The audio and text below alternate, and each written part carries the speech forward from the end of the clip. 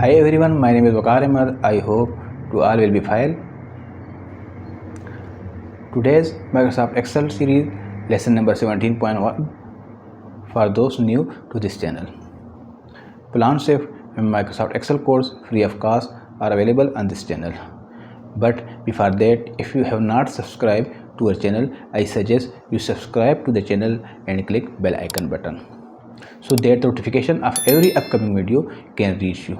So let's start.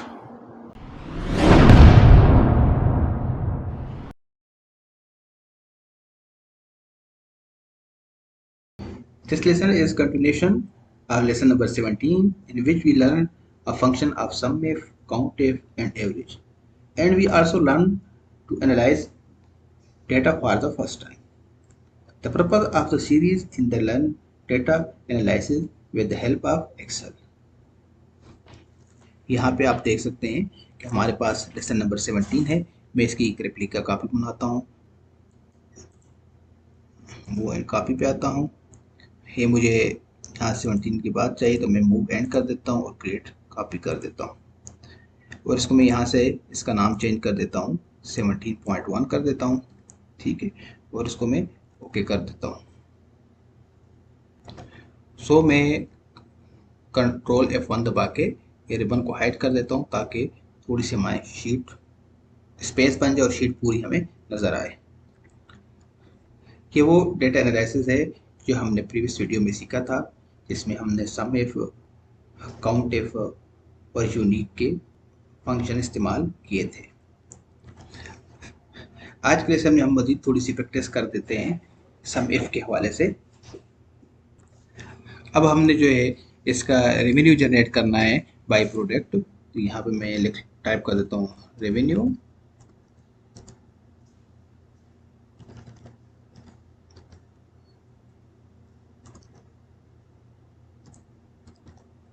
और यहाँ पे हम फार्मूले अप्लाई करते हैं इक्वल टू SUMIF, टैब दबा के ओपन पेरेंथीज।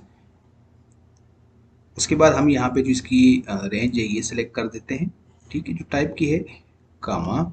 उसके बाद क्राइटेरिया में हम इसको ले लेते हैं, ठीक है। आगे सम रेंज मांग रहा है तो सम रेंज में जो है हम रेवेन्यू को सिलेक्ट कर देते हैं, ठीक है। और इसको क्लोज पेरेंथीज करके इसको ओके कर देते हैं। तो जैसे देखें हमारे पास जो शू थे उसका जो रेवेन्यू निकला वो 3700 निकला। तो शू को यहाँ पे 1000 ये आ गया और 1500 2500, ठीक है।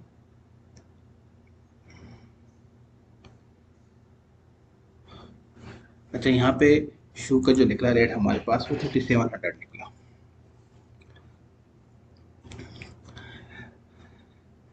अब आगे चलते हैं।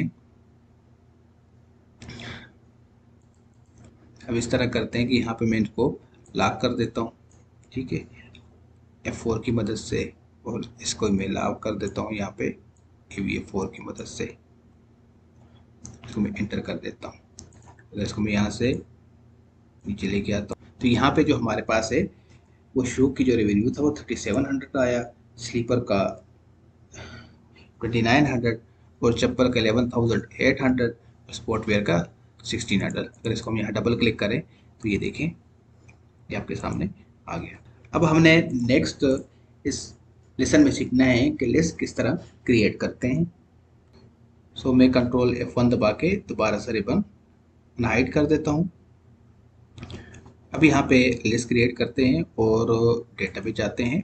डेटा में जाके डेटा वैलिडेशन पे आते हैं, ठीक है, और यहाँ से सेलेक्ट करते हैं। यहाँ पे हमें लिस्ट चाहिए तो हम लिस्ट पे आते हैं, ठीक है। और यहाँ पे सोर्स है, सोर्स हम इसका ये ले लेते हैं,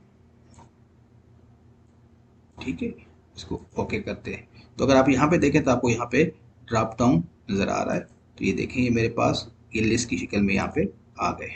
अब हम यहाँ दोबारा से कैलकुलेट करते हैं कि हमारे पास शू के कितने पेयर सेल हुए। तो यहाँ पे इजिकल टू SUMIF, टैब दबा के ओपन प्रेसिस लग गया। यहाँ पे रेंज पूछ रहा है तो रेंज यहाँ पे मैं टाइप वाली जो लिखा हुआ है टॉप हेडर, यहाँ पे मैं इसको सेलेक्ट करता हूँ, कामा देता हूँ, मेरा क्राइटेरिया ये है, अगर इसको कामा देता हूँ और इसको रेंज सम रेंज जो है इसको मैं ये दे देता हूँ इसको मैं एंटर करता हूँ। ठीक है, तो अब देखें हमारे पास शू जो हैं वो 6 पेयर जो हैं हमारे सेल हुए। तो अगर आप यहाँ पे देखें शू के दो ये आ गए, एक ये वाला हो गया और एक ये हो गया, तीन और तीन 6 हो गए। अगेन यहाँ पे आते हैं और यहाँ पे भी स्लीपर पे आते हैं, तो स्लीपर हमारे पास 3 हुए, स्लीपर के 2 ये आ गए, ठीक है, और एक ये आ गया। इसी तरह हम नीचे चप्पल को चेक करते हैं, चप्पल हमारे पास 15 पेयर सेल हुए।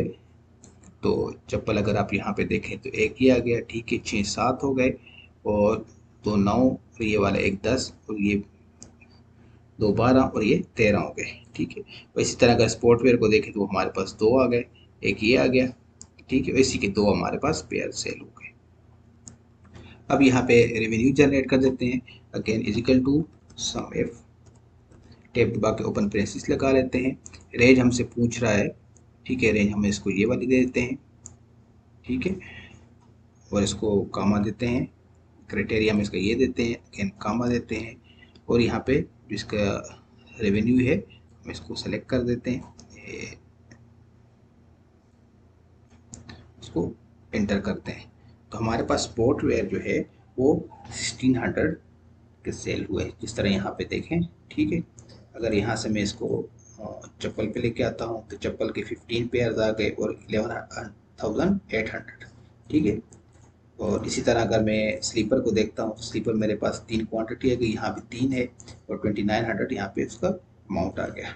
और इस तरह अगर शू को देखता हूँ तो शू के मेरे पास 6 पेयर्स हैं और 3700 इसकी सेल है। ठीक है, तो ये एक तरीका था लिस्ट के ज़रिए, जिसके ज़रिए हमने इसकी इनवॉइस की जो है एक लिस्ट बनाई। अगर फॉर सपोज करें यहाँ पे हमारे पास जो इसकी क्वांटिटी है, यहाँ से अगर मैं शू की क्वांटिटी को यहाँ पे 1 कर देता हूँ, ठीक है, तो ऑटोमेटिकली मेरे यहाँ पे कम हो गई।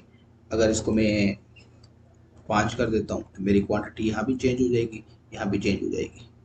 ठीक है, तो ये एक एडवांस तरीका था जिसके ज़रिए मैंने आपको समझाने की कोशिश की, और इसमें मैंने डिफरेंट जो फंक्शन थे वो इस्तेमाल किए। I hope this lesson will be useful for some people. मिलते हैं नेक्स्ट लेसन में, टिल देन अल्लाह हाफिज़।